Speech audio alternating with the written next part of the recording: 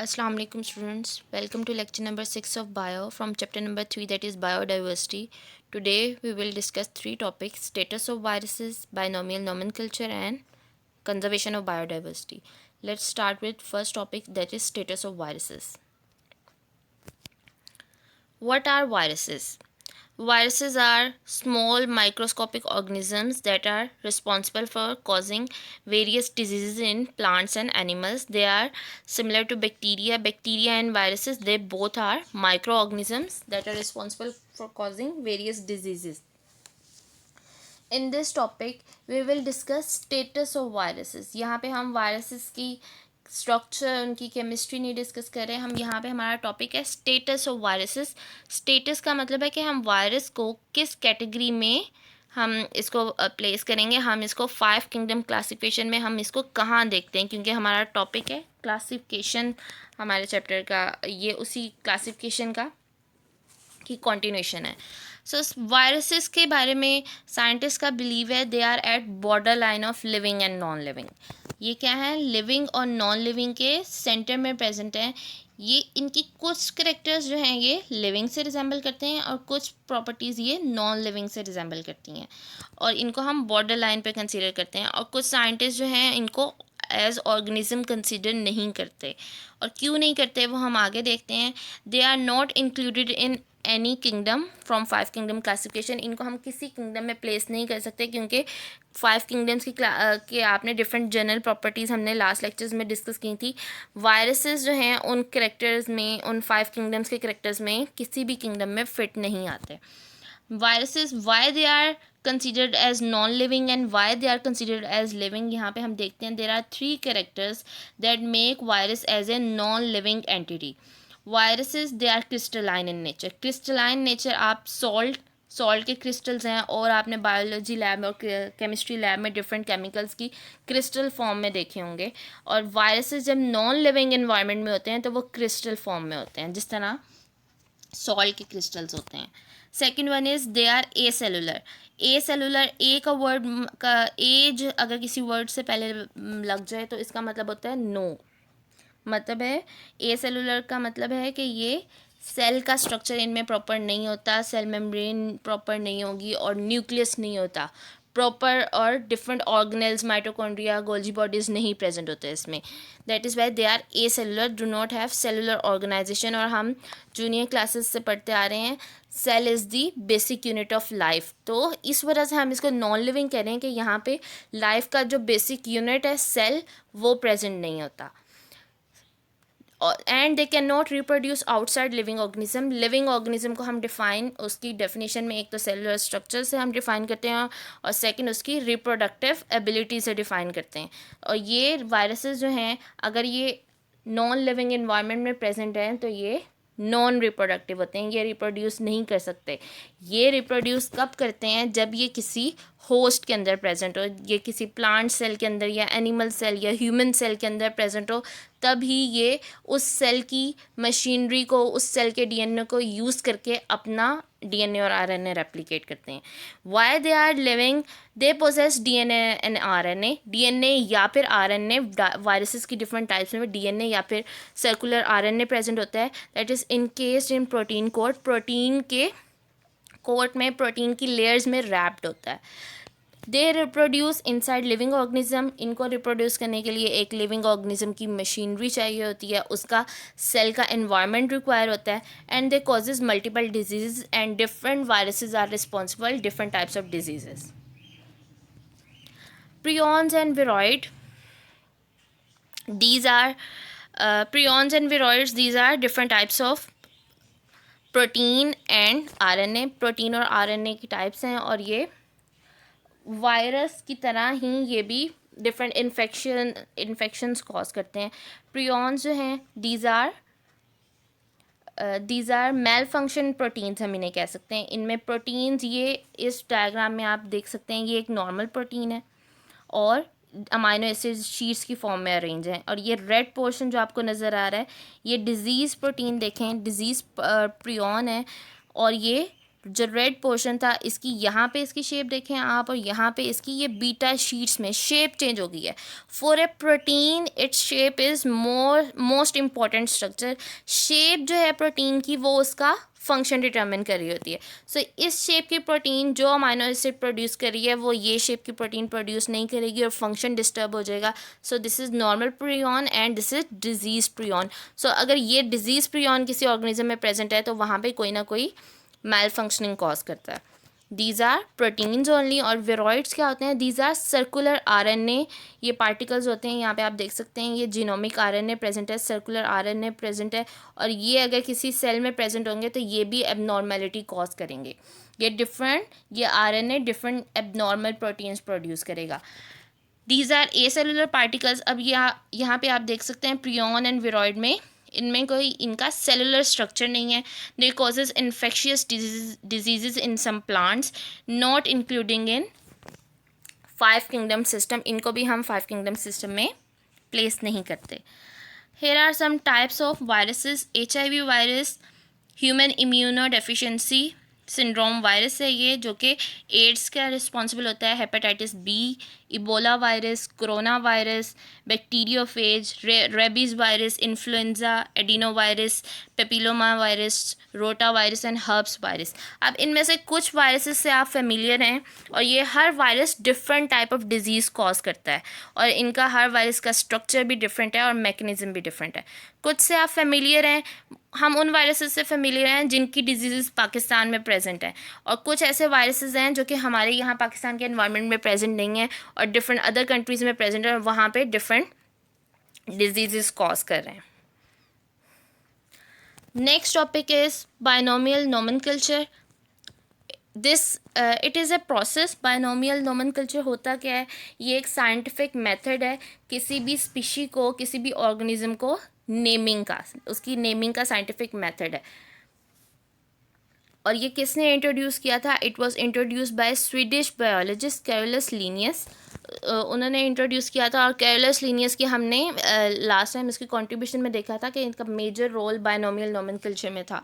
और ये क्यों इम्पोर्टेंट है? क्योंकि ये इतना पुराना मेथड जो इंट्रोड्यूस किया था वो आज तक हम फॉलो करते हैं और कैरोलस लीनियस के असाइन नेम्स, कुछ नेम्स ऐसे हैं जो हम आज तक फॉलो करते हैं.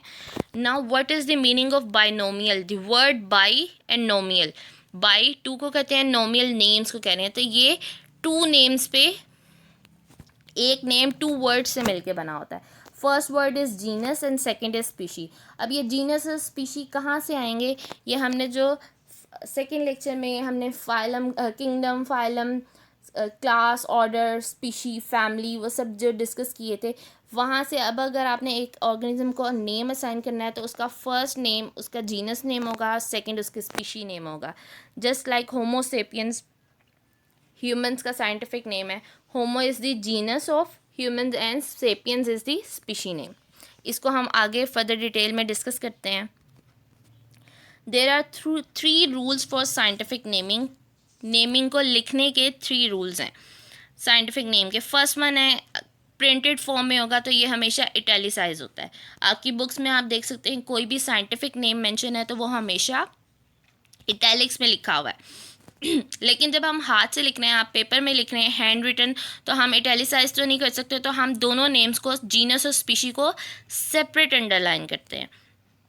Second rule is first generic name begins with capital letter. First name या जीनस का नेम हमेशा कैपिटल से स्टार्ट होगा और सेकेंड जो है वो स्पीशी नेम हमेशा स्मॉल होगा. ये रूल है. First is always capital and second species name is always small letter. Third one is, अगर आप पेपर में लिख रहे हैं होमोसेपियन का वर्ड आपने बार बार यूज़ करना है, फॉर एग्जांपल 6 to 7 टाइम्स लिखना है, तो ये बार बार आप पूरा नेम लिखने के बजाय जब फर्स्ट टाइम लिखेंगे, फर्स्ट टाइम आप पेपर में ये वर्ड यूज़ करेंगे, आप फुल नेम लिखेंगे होमोसेपियंस.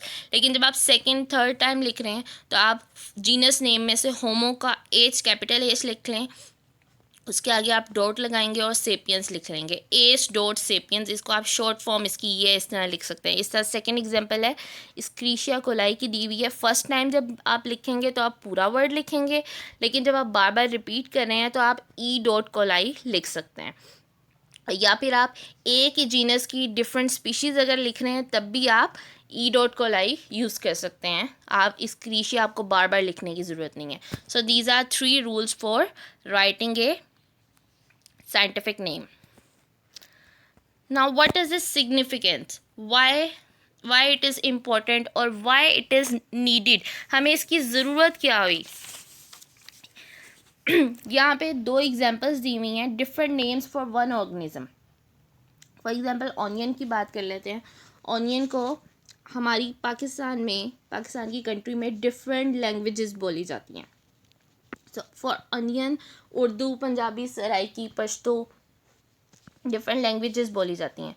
सो ऑनियन के लिए उर्दू में हम प्याज का वर्ड यूज़ करते हैं और अदर रीजन्स में गंडा, वेसल डिफरेंट टर्म्स यूज़ होती हैं एक ही ऑर्गेनिज्म के लिए।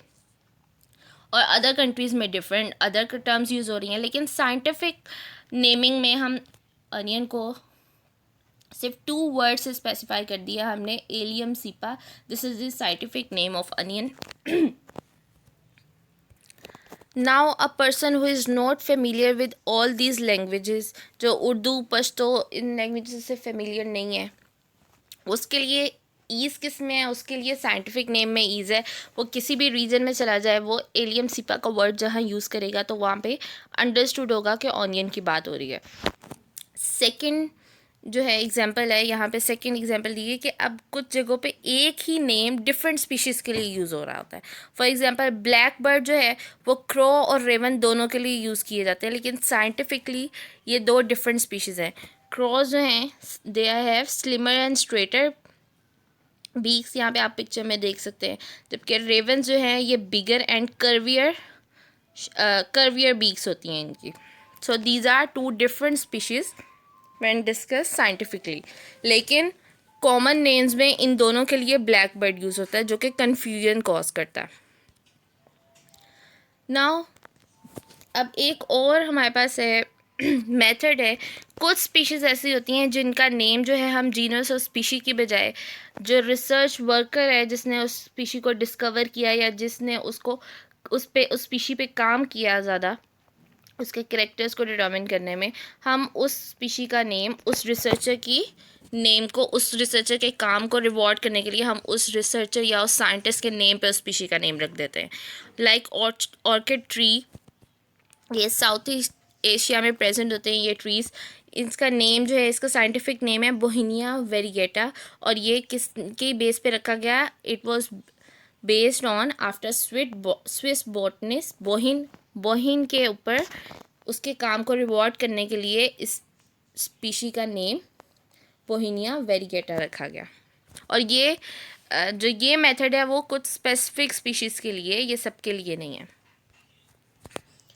कॉमन नेम्स इन साइंस, अब कॉमन नेम्स साइंस के साथ नहीं जाते। कॉमन नेम्स जो हैं वो सदियों से चले आ रहे होते हैं, डिफरेंट जो है कल्चर के अकॉर्डिंग उन्होंने डिफरेंट एनिमल्स को नेम दे दिए होते हैं। लाइक यहाँ पे एग्जांपल है, फ़िश इज़ अ वर्टिब्रेट। अगर आप फ़िश की बात करें तो हम फ़िश का जब आपके माइंड में एक फ़िश का स्ट्रक्चर बन जाएगा कि एक वर्टिब्रेट है, उसमें फिन्स होंगे, गिल्स होंगे जो अंडर वाटर प्रेजेंट है। लेकिन अब जो है कॉमन नेम्स में बहुत से ऐसे एनिमल्स हैं जिनके नेम में फ़िश का वर्ड लगा दिया जाता है, लेकिन वो एक्चुअल में फ़िश नहीं है। Just like silver fish, cray fish, jelly fish and star fish, they do not fit the biological definition of fish, they do not belong to phylum fish, ये फिशरीज़ में फॉल नहीं करती।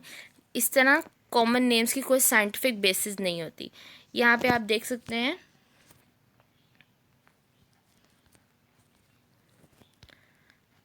This is a crayfish, this is a jellyfish, silver fish and star fish. ये different organisms हैं जो invertebrate से belong करते हैं। And this is the fish जो कि एक्चुअली फ़िश के फाइलम से बिलोंग करती है।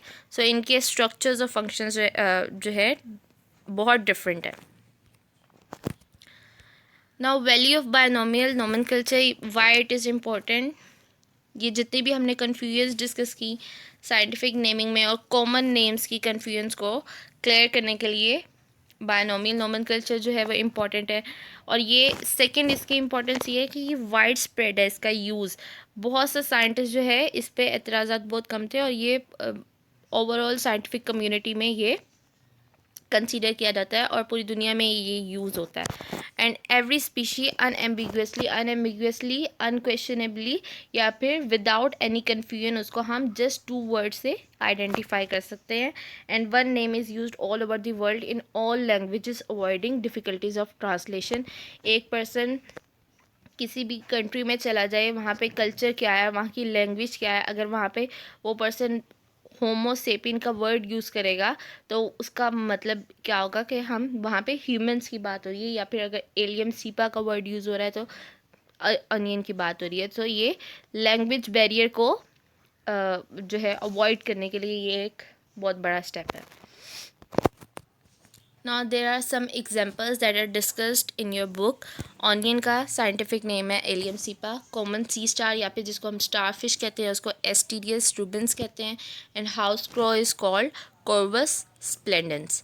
और यहाँ पे आप देख सकते हैं first word is capital and species name is small and they are all italicised. Conservation of biodiversity आज का हमारा लास्ट टॉपिक है।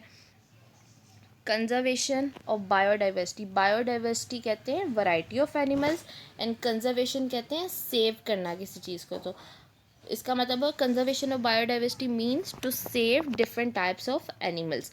और इसकी ज़रूरत क्या है, हमें क्यों डिफरेंट एनिमल्स को सेव करने की ज़रूरत है, वो हम इस टॉपिक में डिस्कस करेंगे। इस टॉपिक को डिस्कस करने से पहले हम 2 टर्म्स को डिफाइन कर लेते हैं जो कि यहाँ पे इम्पॉर्टेंट है। First one is extinct species and endangered.